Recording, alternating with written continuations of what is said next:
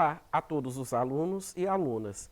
A partir deste momento eu peço a sua atenção para que você possa acompanhar esta videoaula que está começando, direcionada principalmente aos alunos matriculados na segunda série do ensino médio. Esta videoaula é do seu componente curricular Sociologia e eu sou o professor Ney Araújo, professor da Rede Pública de Ensino. E o tema da nossa videoaula é o pensamento de Émile Durkheim.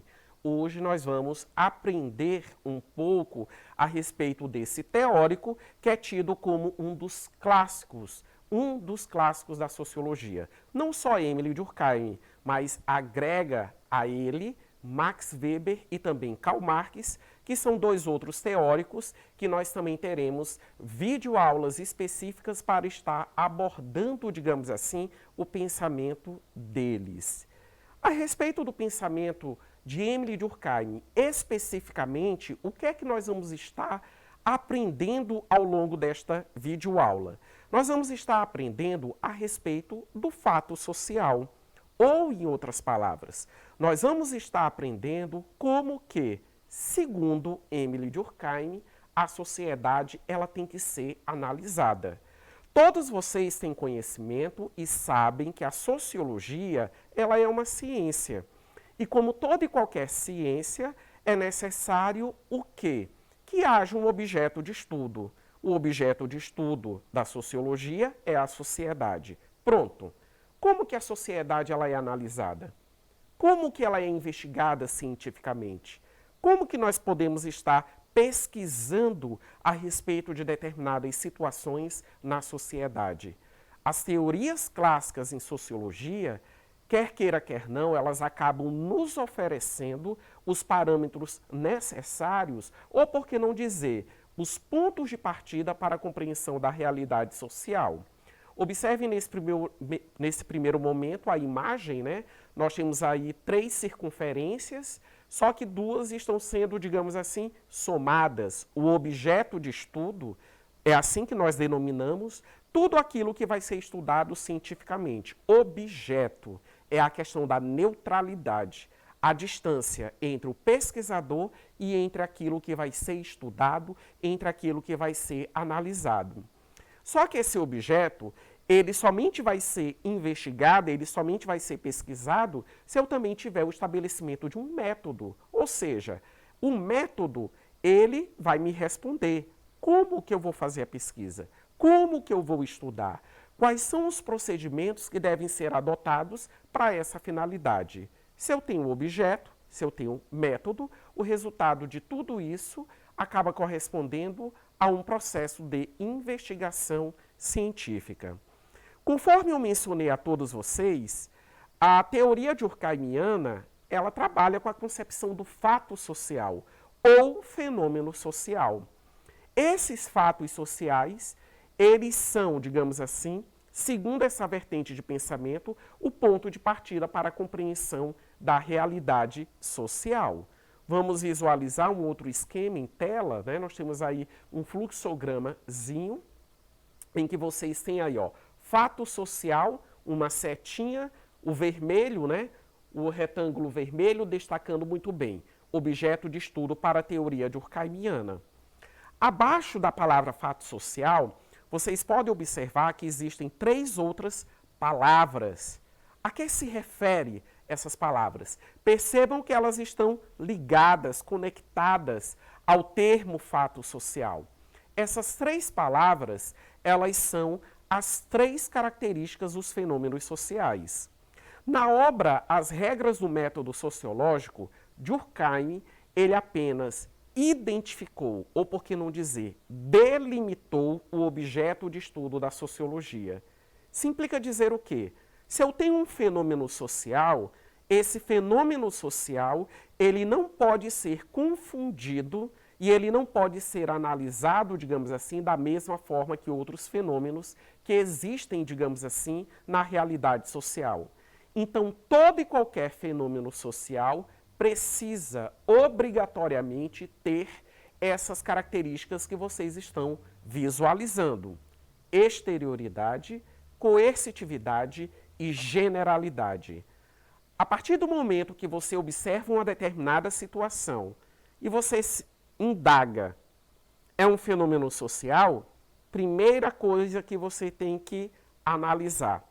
Essa situação que eu estou observando, ela é exterior? Ela é coercitiva? Ela é generalizada? Se ela tiver essas três características, esses três elementos, então é considerada como um fenômeno social. Se uma delas se fizer ausente, então nós não temos um fenômeno social. Quando eu digo que não é um fenômeno social, eu estou apenas dizendo que não é objeto de estudo para a sociologia compreender. É objeto de estudo relativo a uma outra ciência. Agora eu vou explicar uma a uma dessas características a todos vocês. Vamos começar pela exterioridade. Vocês estão aí observando, né? Nós temos algumas imagens, nós temos alunos, né, numa escola, né, estão pintando, estão desenhando, fazendo alguma atividade. Nós temos aí uma figurinha que representa uma pessoa, nós temos uma outra imagem que mostra uma variedade cultural e, consequentemente, de comportamentos. Logo acima, nós temos uma mãozinha levantando, destacando a questão da lei, e uma outra que mostra moedas e assim sucessivamente, representando justamente a questão da economia. Isso implica dizer o quê? Que os fenômenos sociais, eles são exteriores em relação à minha consciência. Os fenômenos sociais, eles não existem dentro da minha consciência, eles existem fora da minha consciência. Os fenômenos sociais, eles não estão condicionados aos meus achismos, às minhas impressões, aos meus desejos, às minhas vontades e assim sucessivamente. Por exemplo, a fome, que é um problema social e é um fato social. Eu posso me sensibilizar com todas aquelas pessoas que passam fome no mundo, mas esse meu sentimento não altera a existencialidade desse problema. Ou seja, não resolve, não elimina. É apenas um estado, digamos assim, de sentimento que eu acabo, digamos assim, demonstrando. A exterioridade, ela também chama atenção para o seguinte aspecto. Quando nós nascemos, a sociedade já está pronta. A religião, o sistema político, as leis, ou seja, tudo aquilo que caracteriza o funcionamento da sociedade é anterior à minha existência, da mesma forma que, quando eu deixar de existir nessa sociedade, todos esses elementos eles vão continuar funcionando da mesma forma e do mesmo jeito. Vamos para a segunda característica. Visualizem.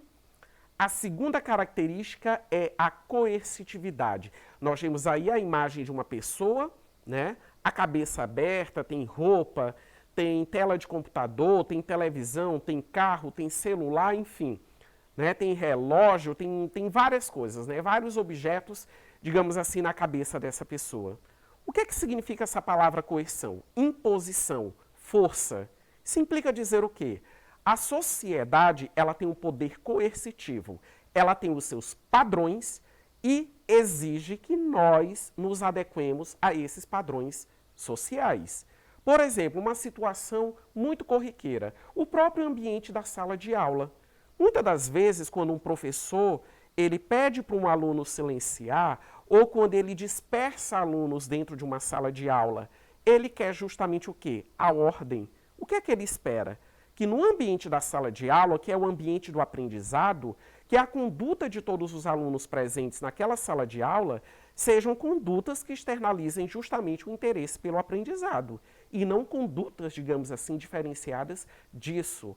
Porque aquele contexto, aquele cenário que o aluno está inserido exige justamente uma conduta voltada para o aprendizado. Então, existem várias maneiras de nós coagirmos. Nós somos coagidos e coagimos. A coercitividade, ela existe justamente naqueles momentos e naquelas situações em que o indivíduo ele apresenta algum tipo de comportamento ou uma forma de pensar completamente inadequada para os padrões ou para a situação na qual ele está inserido. Vamos para a última característica? Generalidade.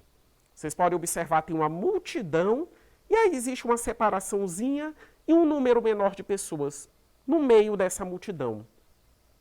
Generalidade. Se ele é generalizado, é porque ele é geral, ele é coletivo. Um fenômeno social, ele diz respeito a todas as pessoas da sociedade ou a maioria das pessoas da sociedade, nunca uma menor parcela. Por exemplo, o crime, por mais inconveniente que seja, ele é um fenômeno social. E ele interessa, digamos assim, e acaba envolvendo todos os membros de um determinado contexto social. Vamos agora observar o conceito do fato social. Estando apresentadas 3 características, temos agora uma definição. Fato social é um conceito sociológico que diz respeito às maneiras de agir dos indivíduos, de um determinado grupo e da humanidade em geral. Segundo Émile Durkheim, pensador francês considerado clássico da sociologia, os fatos sociais moldam a maneira de agir das pessoas pela influência que eles exercem sobre elas, como eu destaquei anteriormente, a questão do poder coercitivo. Diante das explicações, vamos agora para o nosso exercitando. Temos aí a questão e 5 possibilidades de resposta, bem simples. Segundo Émile Durkheim, as 3 principais características do fato social são: letra A coercitividade, a inferioridade e a individualidade. B, a coletividade, a superioridade e a universalidade. C, a generalidade, a exterioridade e a coercitividade. Letra D, a convencionalidade, a generalidade e a substancialidade. E letra E, legalidade, interioridade e inferioridade. Vamos observar? Letra C é a alternativa correta. A generalidade, como eu disse agora há pouco, são fenômenos que envolvem a maioria ou todos os membros de uma sociedade. A exterioridade, porque não está condicionado às nossas vontades, às nossas particularidades. E a coercitividade, porque impõe, né? O fenômeno social ele se impõe a todos nós, ou seja, ele não é voluntário, ele não nos pede, digamos assim, uma autorização para exercer a sua influência sobre nós. Prezados alunos, o pensamento de Émile Durkheim foi o tema dessa nossa videoaula. Um forte abraço a vocês e não deixe de acessar a plataforma eduque.ac.